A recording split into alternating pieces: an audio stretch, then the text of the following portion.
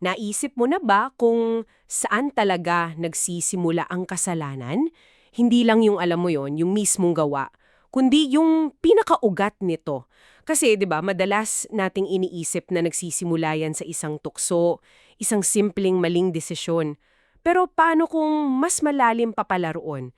Ang mga source na ibinahagi mo sa amin ay nag-aalok ng isang medyo radikal na theological na pagtingin dito. Ang misyon natin ngayon ay himayin itong konsepto ng pag-iimbot o sa Korean, yokshim, hindi bilang simpleng pagnanasa, kundi bilang isang maling pag-ibig na siyang tunay na dahilan ng pagsuway. Sige, himayin natin to. Eksakto. At ang tatalakayin natin ay kung paano ikinukonekta ng mga materyales na ito yung pag-iimbot na yan, tapos yung kilalang-kilala nating kwento ng pagbagsak ni Adan at isang mas malawak, parang cosmic na plano ng Diyos.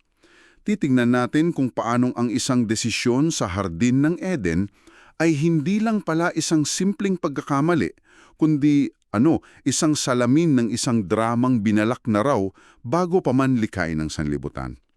Ang fascinating dito ay kung paano nito binibigyan ng ganap na bagong kahulugan yung kwento ni Adan na akala natin, kabisado na natin. Okay, sige, simulan natin sa pinakakonsepto.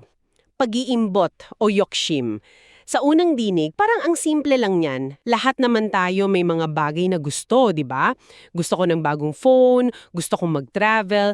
Ano yung pagkakaiba ng simpleng pagnanis sa pag-iimbot na sinasabi ng mga source na ito na parang sanhi ng lahat ng kasalanan? Magandang tanong yan kasi diyan mismo nagkakaroon ng kalituhan. Ayon sa mga source, ang pag-iimbot o yukshim ay hindi lang yung basta pagnanasa.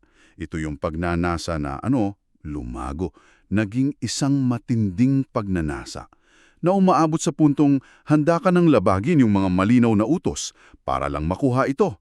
Ito yung pagnanasa na naging parang Diyos-Diyosan.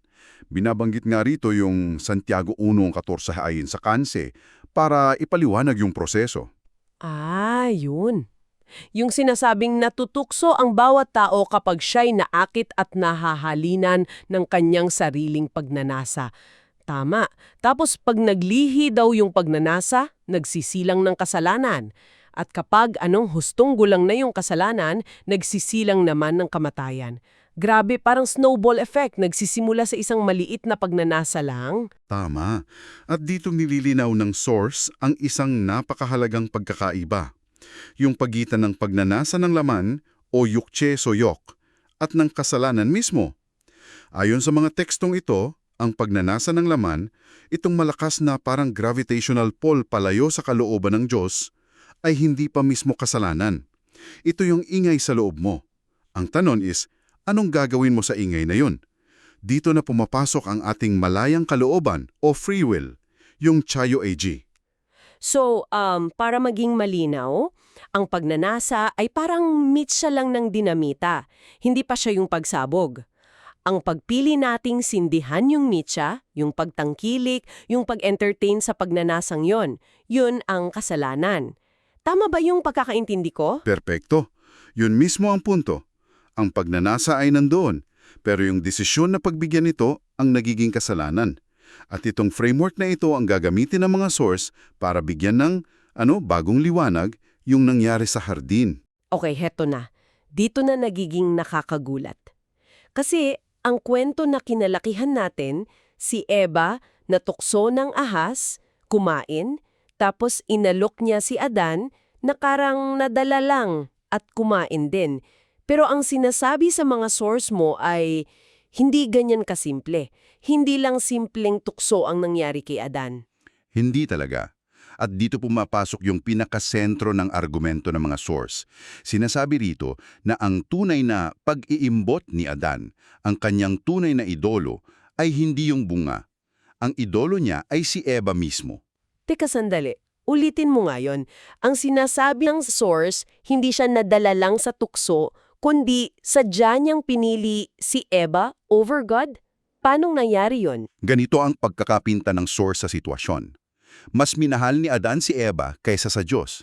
Yung pag-ibig niya sa kanya, lumagpas sa hangganan, naging idolatry, Kaya nang makita niyang kumain si Eva ng ipinagbabawal na bunga at ayon sa malinaw na utos ng Diyos ay tiyak na mamamatay, Mamamatay. Oo. doon na siya naharap sa isang ultimate na pagpili. Hindi na to tungkol sa prutas. Ang pagpili ay, susundin ko ba ang Diyos at mabubuhay ng mag-isa? O susuwain ko ang Diyos para mamatay kasama ng babaeng mahal ko? At ang pinili niya ay ang mamatay kasama si Eva kesa mabuhay nang wala siya. Grabe. Binabago nito ang lahat. Kasi hindi lang ito isang pagkakamali, ito ay isang, deliberate na pagpili na nag-ugat sa pag-ibig. Sa isang banda, parang ang romantiko pa nga, di ba? I will die with you.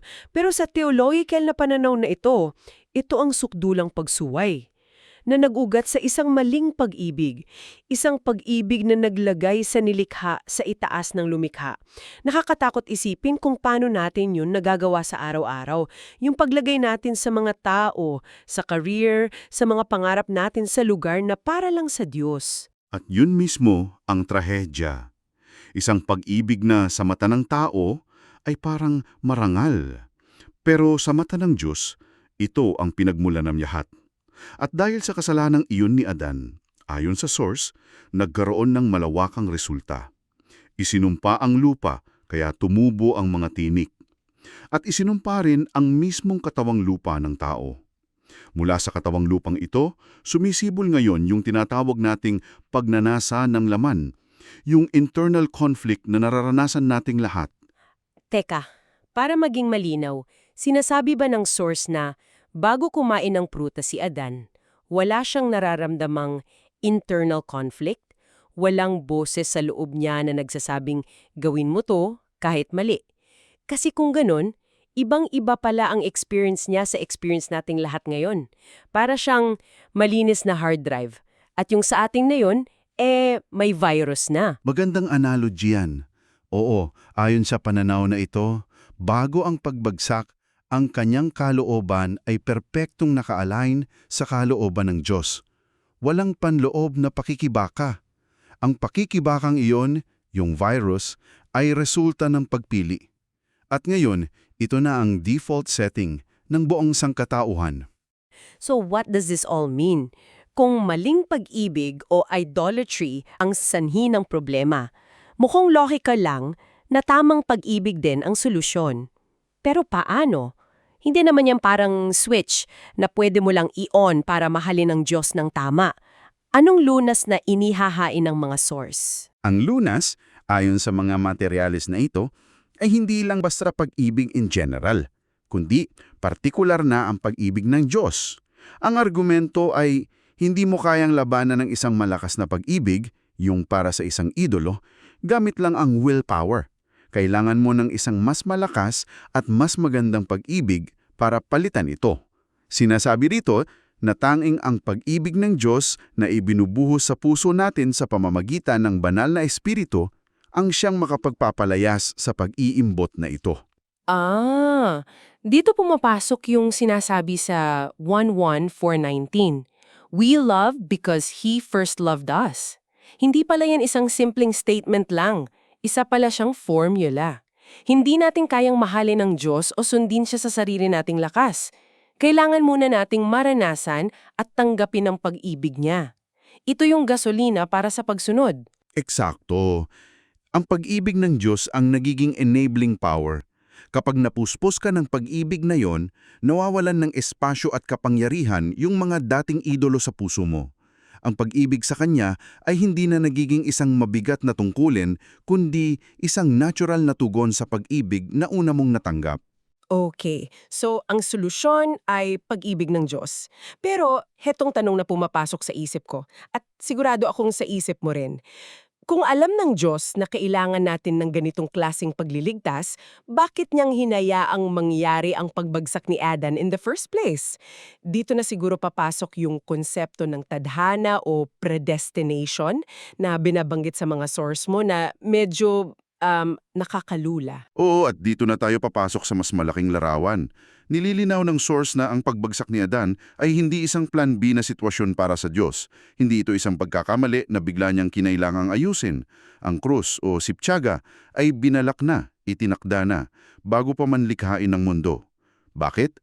Dahil ito ang pinakahuling paraan para patunayan ng Diyos yung dalawang katangian niya ng sabay-sabay, ang kanyang sukdulang pag-ibig at ang kanyang perpektong katarungan. At yung pag-ibig na ipinakita sa krus, yun ang kailangan ng sangkatauhan bilang batayan, para sila naman ay malayang piliing mahalin ng Diyos pabalik. At para mas maunawaan niyang planong yan, ipinapakilala ng mga sources ang konsepto ng dalawang Adan. Napakagandang paraan para i-frame ang buong kasaysayan ng kaligtasan. So, mayroon tayong unang Adan, si Once Che Adam. Siya yung nabigo sa perpektong hardin. Nagpadaig siya sa tukso dahil sa kanyang maling pag-ibig at dahil doon, naibigay niya ang pamamahala sa mundo kay Satanas. At pagkatapos, mayroon tayong huling Adan, ang Majimak Adam, na si Jesus. Siya ang nagtagumpay. Hinarap niya ang lahat ng uri ng tukso, suot din ng isang katawan lupa na tulad ning sa atin, pero sa isang mundong masama at sa isang ilang na malupit. At hindi siya nagkasala. Siya ang orihinal na may-ari na nagkatawan tao para bawiin yung nawala ng unang Adan. Ang kaibahan, ang unang Adan, kumilos dahil sa pag-ibig sa sarili at sa nilikha. Ang huling Adan, kumilos dahil sa perpektong pag-ibig at pagsunod sa Ama. May isang malalim na simbolismo pang ang binabanggit dito, di ba? Sinasabi na ang pagkamatay ni Adan dahil sa pag-ibig niya kay Eva ay isang anino, isang simbolo ng pagkamatay ni Jesus para sa simbahan na siyang tinutukoy bilang kanyang nobya o bride. Kung paanong si Adan ay handang mamatay para kay Eva, si Jesus ay totoong namatay para sa kasalanan ng kanyang simbahan. Ang laking pagkakaiba lang, yung ginawa ni Adan ay pagsuway na nagdulot ng kamatayan sa lahat, habang ang ginawa ni Jesus ay ang sukdulang pagsunod na nagdulot ng buhay sa lahat. Isang tragic love story na naging ultimate love story. Isang perpektong paralel na nagpapakita ng pagkakaiba ng pag-ibig na nakasentro sa nilikha at pag-ibig na nakasentro sa Diyos. Okay, pero balik tayo sa nakakaluwaluan tanong. Kung nakaplano na ang lahat, alam na ng Diyos na babagsak si Adan, nakaplano na ang krus, mayroon pa ba tayong tunay na pagpili? Paano naglalaro ang free will sa isang grand plan na tila nakasulat na? Kasi parang nanonood ka ng pelikula na alam mo na ang ending, paano pa naging malaya ang mga karakter? At kung titingnan natin kung paano to kumukonekta sa buong plano, ipinapaliwanag ng source ang tila kabalintunaang ito, gamit yung pagkakaiba ng foreknowledge at causation. Ang kaalaman ng Diyos sa hinaharap ay hindi katumbas ng pamimilit. Alam niya kung ano ang pipiliin natin, pero hindi niya tayo pinipilit sa pagpiling iyon. Isipin mo na parang isang grandmaster ng chess na naglalaro laban sa isang baguhan. Alam ng grandmaster ang lahat ng posibleng galaw ng kalaban at kung ano ang magiging resulta. Alam na niya kung paano siya mananalo, pero hindi niya pinipilit yung kamay ng baguhan para gawin ng isang galaw. Ang pagpili nasa baguhan pa rin. Ganun daw, ayon sa source, ang relasyon ng foreknowledge ng Diyos sa free will natin. Magandang analogy yun. So, alam niya ang resulta, pero ang proseso ng pagpili ay tunay at nasa atin pa rin. Binabanggit din sa source ang mga martir o sunjungchin.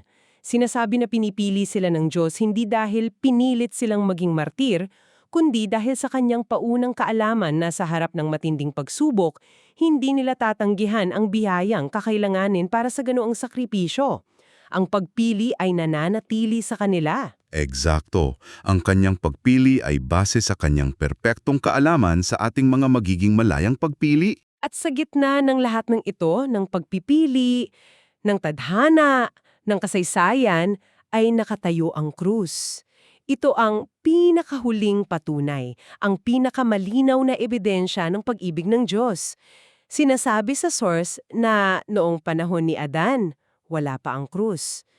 Wala si Adan ng ganap na revelasyong ito.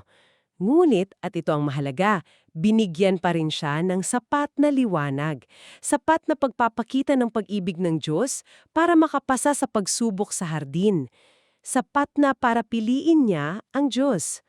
Pero pinili niyang hindi. Tama. Kung iisipin, mas madali pa nga ang pagsubok ni Adan kumpara sa mga pagsubok na hinarap ni Jesus o ng mga martir. Ngunit nabigo pa rin siya. Ito ang nagpapakita kung gaano kalalim ang problema ng kasalanan. At ang hantungan ng lahat ng ito, ang katapusan ng plano ng paglikha ayon sa source, ay ang tuluyang pagpuksa sa kasalanan. Isang bagay na naging posible lamang dahil sa sakripisyo sa krus. Kung wala ang krus, ang kasalanan ay mananatiling isang problema na walang lunas.